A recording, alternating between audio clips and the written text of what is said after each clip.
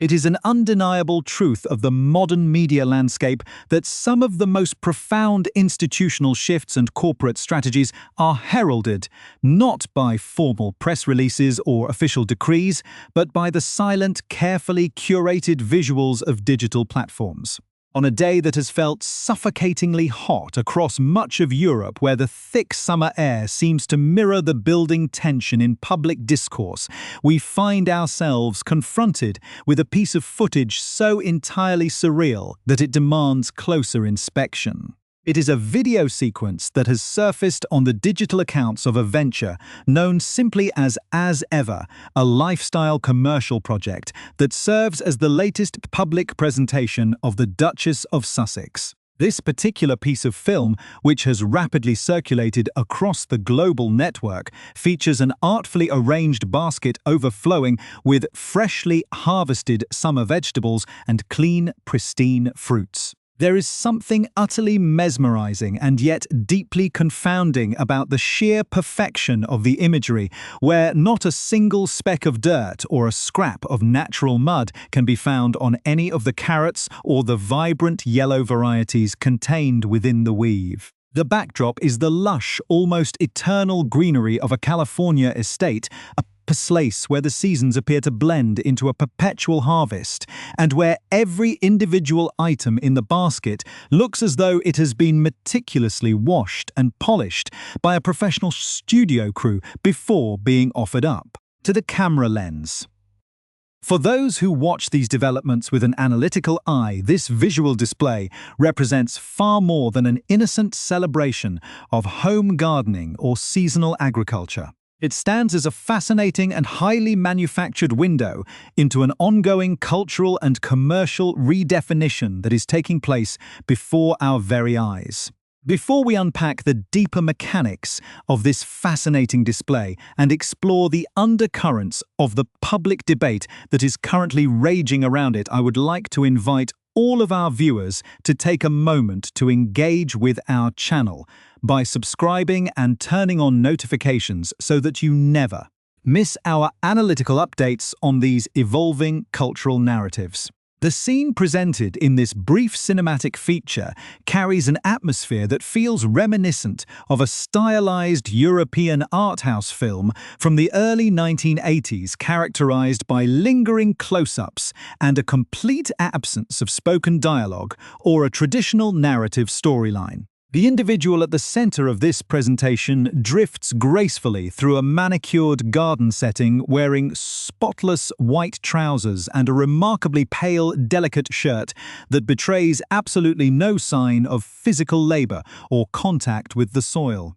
A massive, ornate ring catches the sunlight on her finger as she reaches down toward the perfectly clean basket, creating a stark contrast with the traditional gritty reality of domestic food production and agricultural cultivation. She turns toward the lens with a look aimed into the middle distance, holding a delicate cup of tea in one hand, while her other hand is slipped casually into her pocket, presenting an image of idealized domestic tranquility that feels entirely detached from the ordinary struggles of everyday life. The sheer aesthetic polish of the video has sparked immediate and intense commentary across social platforms, with viewers noting that many of the specific botanical varieties displayed in the basket would technically be considered out of season in standard climates, though the unique agricultural environment of Southern California often allows for unconventional growth cycles.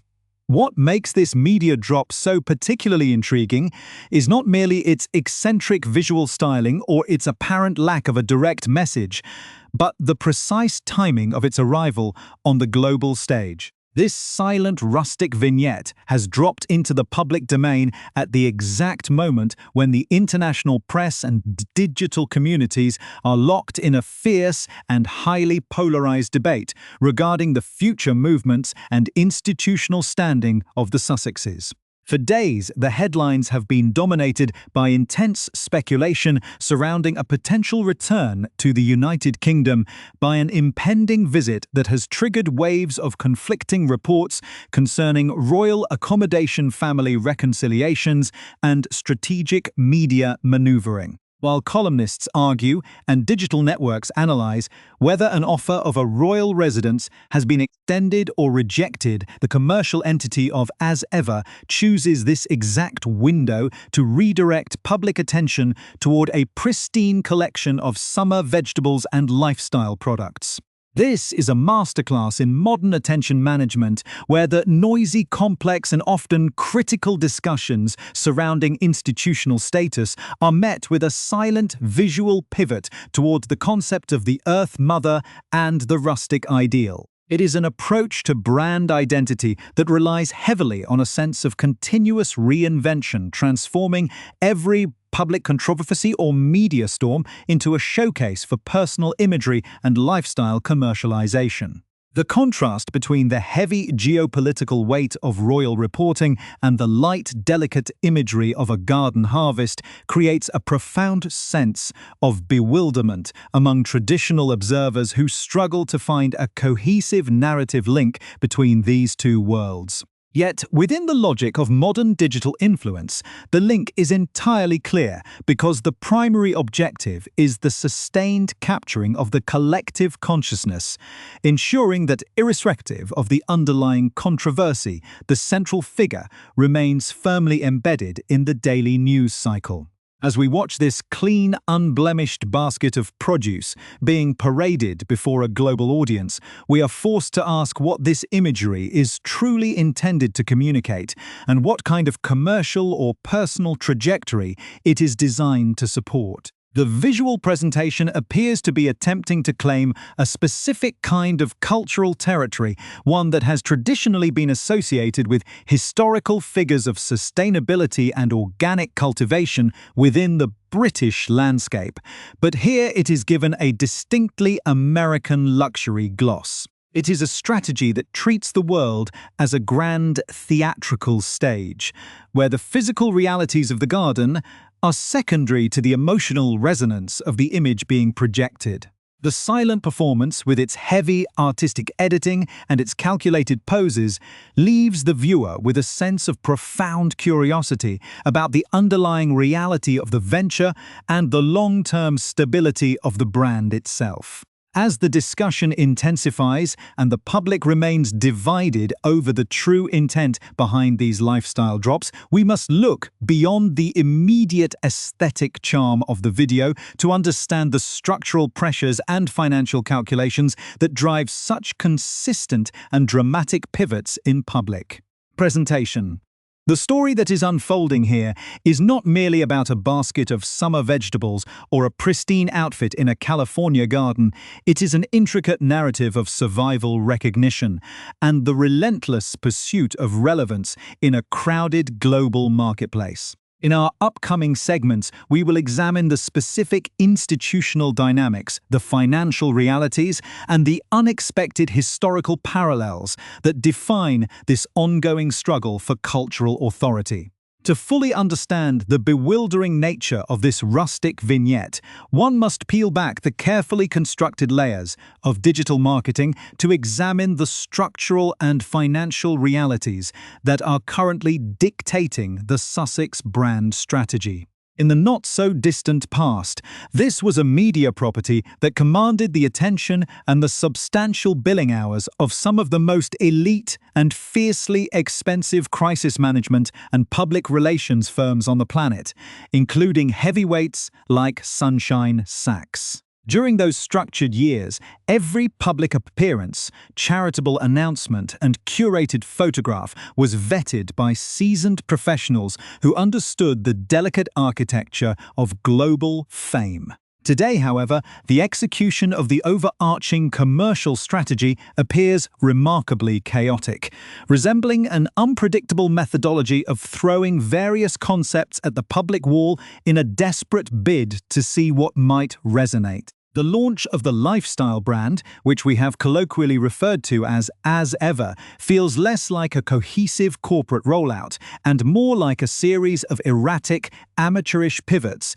driven by an underlying sense of panic. This erratic behavior was perfectly illustrated just a week prior to the vegetable basket video, when the brand released a surprisingly conventional and professional promotional clip featuring the well-known digital influencer Olivia McDowell. In that particular iteration, the influencer was seen elegantly spreading raspberry jam on rustic bread, lighting floral-scented candles, and pouring vibrant hibiscus tea, presenting a polished, market-friendly face that did not rely solely on the polarizing figure of the Duchess herself. This move was widely analyzed by industry professionals as a highly intelligent and necessary evolution, mimicking the highly successful playbook established by Gwyneth Paltrow with her lifestyle empire, Goop.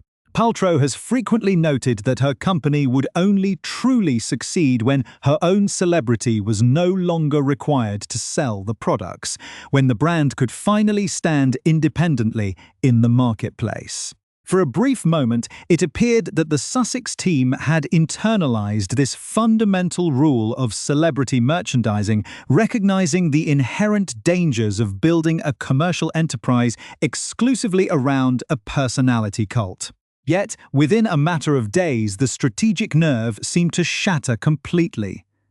Abandoning the sophisticated third-party influencer approach, the brand snapped right back to ground zero, issuing the highly staged, silent film of the Duchess wandering aimlessly through her garden.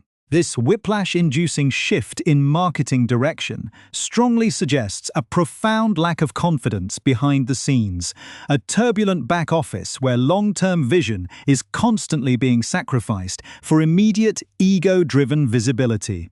This frantic commercial maneuvering cannot be viewed in isolation. It is deeply intertwined with the harsh realities of the contemporary digital economy and the shifting tectonic plates of the media landscape. Recent independent data analysis has revealed that traffic to the primary Sussex digital platforms is currently experiencing a precipitous decline, effectively flatlining in a highly competitive attention economy. It is important to contextualize this drop, as the broader digital publishing industry is currently facing an existential crisis brought on by the rapid integration of artificial intelligence into core search functionalities. As technologies like Google Gemini begin to provide users with immediate, comprehensive answers directly on the search results page, the traditional necessity of clicking through to external websites has plummeted. Major legacy publications and digital tabloids are seeing their direct traffic slashed by margins of 30% or more, fundamentally disrupting the advertising revenue models that have sustained the internet for 2 decades. However, while everyone is suffering from this technological shift, the impact is particularly devastating for a nascent lifestyle brand that relies entirely on direct consumer engagement and e-commerce conversions to survive. Without a robust, organic flow of digital footfall, the entire commercial premise of the lifestyle venture begins to crumble, necessitating increasingly desperate stunts to generate viral visibility. It is against this backdrop of falling metrics and evaporating digital traction that we must view the highly publicized impending of the Sussexes to the United Kingdom. As the respected investigative biographer and royal commentator Tom Bower has recently and rather bluntly articulated, the driving force behind this potential cross-Atlantic journey can be summarized by 2 harsh realities: desperation and a string of high-profile commercial failures. Bower, who has spent decades dissecting the power dynamics of global figures and the British establishment, notes that the couple has effectively run into a massive headwind. Having exhausted their initial repertoire of deeply personal grievances and familial revelations that originally secured their massive streaming contracts, With the well of royal secrets running dry, their ability to produce compelling content for their corporate partners has been severely compromised, placing their long-term financial stability in genuine jeopardy. The sudden pivot back toward the British Isles, a society and an institution they previously criticized with immense severity on the global stage, suggests a strategic retreat driven by the urgent need to replenish their diminished cultural capital. The necessity for fame, recognition, and the lucrative status that inherently flows from royal association is pushing them back toward the very epicenter of the monarchy they sought to escape. This dynamic brings us to one of the most intriguing and highly scrutinized rumors currently circulating through the digital intelligence networks, a narrative that traditional legacy media has been remarkably slow to piece together.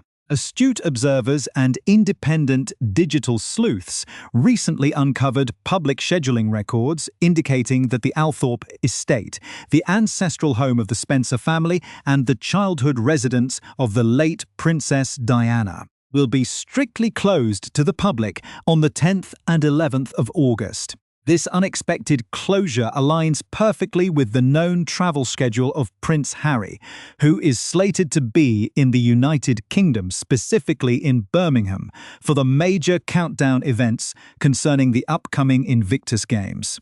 The proximity of Birmingham to the Althorp estate is relatively short, making a discreet visit highly plausible. What has ignited the collective imagination of royal analysts and industry insiders is the strong suspicion that this closure is not merely a private family visit but a highly coordinated production window for a major documentary project focused on the life and legacy of Diana, Princess of Wales.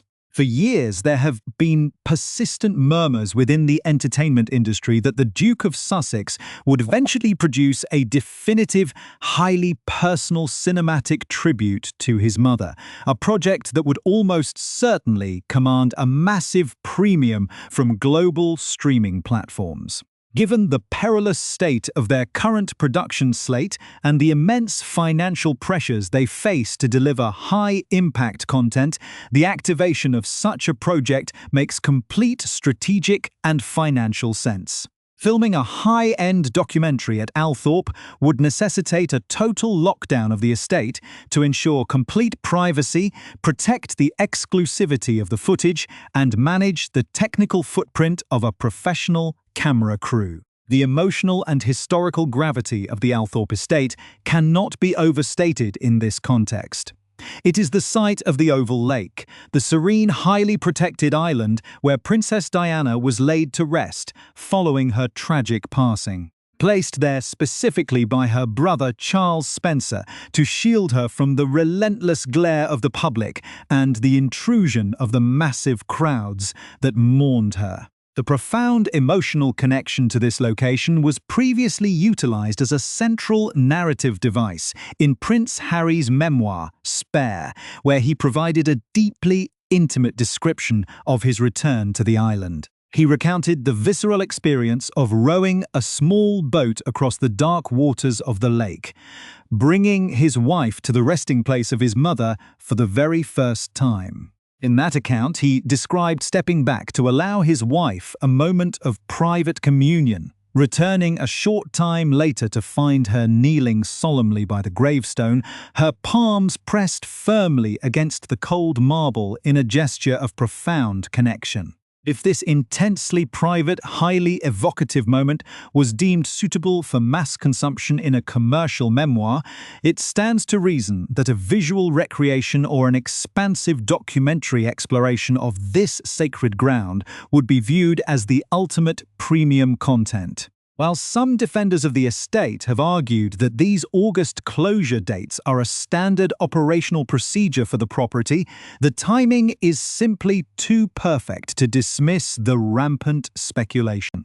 If the Sussex production company is indeed preparing to turn the lens onto the ultimate royal icon, it represents the final, most valuable card they have left to play in the high-stakes game of global media relevance. It is a move that perfectly encapsulates the tension between deeply personal family history and the relentless, unforgiving demands of the modern content machine, setting the stage for a dramatic and highly controversial return to the epicenter of British public life. This complicated intersection of commercial desperation, digital maneuvering, and historical legacy ultimately brings us to the fundamental question that is currently occupying the minds of institutional analysts and the public alike. If this high-profile cross-Atlantic return takes place, who truly wins the structural battle for authority? The answer depends entirely on the specific terms, the optical framework, and the behavioral discipline that governs the visit when the Sussexes arrive on British soil. Consider the strategic scenario where the Duke of Sussex flies into London, gracefully accepts his father's hospitality, relies on the institutional protection of the crown, and stays beneath a royal roof, effectively operating as a disciplined guest of the sovereign. If he maintains absolute silence, avoids making any controversial statements to the press, and refrains from monetizing the trip either during or immediately after its conclusion, then the palace achieves a monumental victory. This scenario represents the exact outcome the seasoned courtiers originally envisioned during the intense deliberations of the Sandringham Summit, which sought to codify the legal and practical parameters of their departure. The core tenet of that institutional framework was simple. You may go abroad to pursue private commercial endeavors, but you must never embarrass or compromise the dignity of the crown. By absorbing the wandering prince back into a state of quiet submission, the institution effectively demonstrates its enduring supremacy, proving that the ancient weight of the monarchy can outlast any temporary storm of modern celebrity. However, the promotional activities surrounding the lifestyle brand, as ever, over the past few days offer a highly concerning omen that such discipline may be entirely absent. The release of the garden vignette and the simultaneous distribution of aggressive marketing emails declaring that unexpected invitations for summer arrive so suddenly indicate a willingness to directly exploit the media frenzy surrounding the royal family for commercial gain. If the couple is permitted to arrive without showing any institutional discipline, if they are granted a prestigious royal residence and an official meeting with the king, and if their children are positioned before the global cameras as part of an official family gathering, while their commercial ventures continue to spin in the background, then the Sussexes have secured a decisive victory. Such an outcome would mean they have successfully established the highly coveted, previously denied half-in, half-out status, demonstrating to the world that they can openly defy the rules of the crown and still be rewarded with the prestige, access, and credibility that only the monarchy can provide. This dynamic represents a fascinating historical echo of a story that many modern media consumers have entirely forgotten, yet it serves as the ultimate institutional template for how the British monarchy handles rebellious or commercially ambitious family members.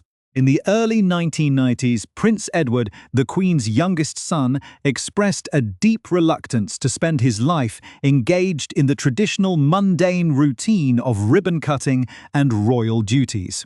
Desiring to be his own man and build an independent career in the modern world, he established a commercial television company called Ardent Productions in 1993.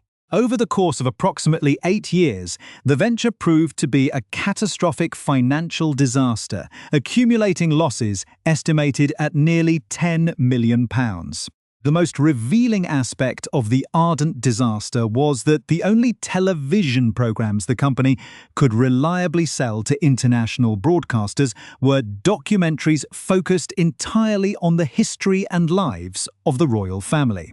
Edward discovered, much to his chagrin, that the only marketable asset he possessed was the very family institution he was actively trying to escape. The venture ultimately collapsed in absolute controversy in 2001, when an ardent film crew violated a strict privacy agreement by attempting to secretly film Prince William while he was studying at the University of St. Andrews, leaving Prince Charles completely incandescent with rage.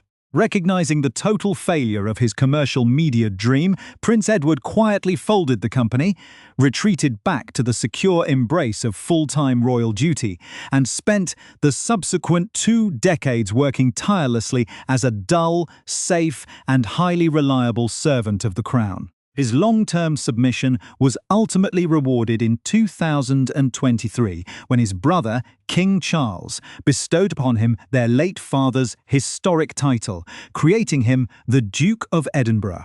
This process of institutional absorption is a classic manifestation of what biological scientists refer to as phagocytosis, where a large cellular body encounters a foreign or disruptive entity, gradually grows around it, and completely sucks it into its own structure until the foreign element is entirely neutralized.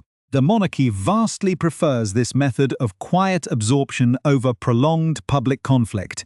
It resolves the underlying problem, terminates the public argument, and transforms a vocal critic into a loyal, dependent servant for life. Yet, when we analyze the current behavior of the Sussex couple, it becomes increasingly evident that only one half of this partnership is truly susceptible to this institutional pull. The actions, public essays, and symbolic choices of Prince Harry over the past year send a clear and unambiguous signal that he is profoundly weary of his isolated existence in the United States and desperately longs to re-establish his roots in his homeland. His written reflections are filled with a palpable nostalgia for the unique camaraderie, the specific humor, and the familiar routines of his youth, noting rather wistfully that while he currently resides in America, his true infrastructure remains firmly embedded in the United Kingdom. In the United States, he appears to lack a clear, defining purpose or a robust professional anchor. His primary charitable and corporate endeavors, including the Invictus Games, the sustainable travel initiative Travelist, and his patronage of Scotty's Little Soldiers, are all fundamentally British entities managed by British press offices and operations teams.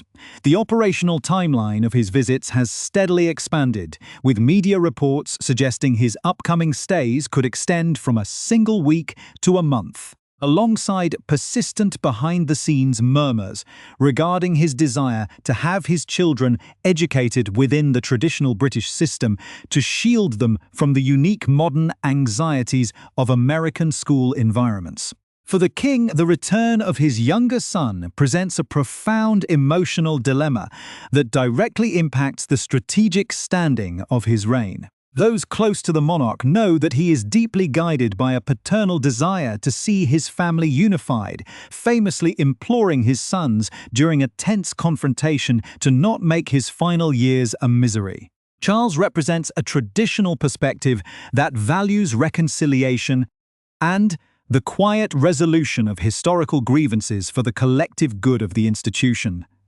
However, this soft-soap approach to a highly volatile situation carries immense risk for the stability of the modern monarchy. Recent public opinion data indicates that support for the institution has experienced a noticeable decline during the current reign, dropping from 65% to 55%. A trend that many veteran analysts attribute to the king's perceived hesitation in decisively resolving the ongoing family conflicts. While Prince William enjoys immense popularity with approval ratings soaring in the high 70s due to his uncompromising stance on institutional boundaries, the king's approach is viewed by a skeptical public as overly accommodating to those who have repeatedly criticized the nation's heritage on the global stage.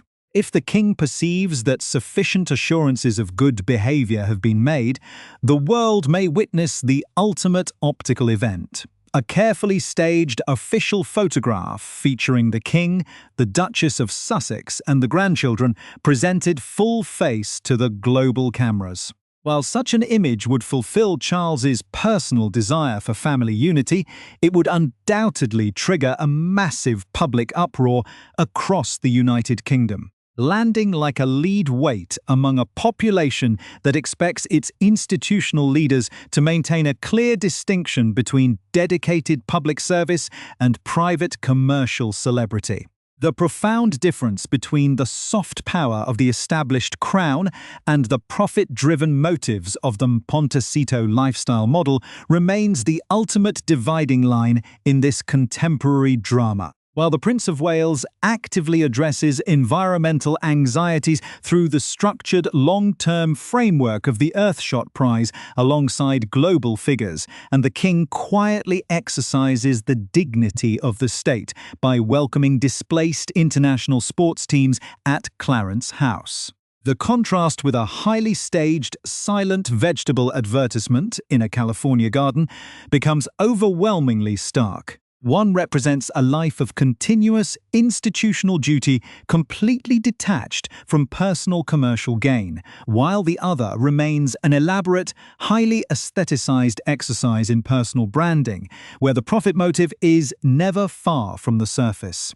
As the summer heat continues to intensify across the global landscape, the unfolding narrative of the Sussex return stands as a compelling testament to the enduring power, the relentless pressures, and the unforgiving calculations of modern fame and ancient institutional survival.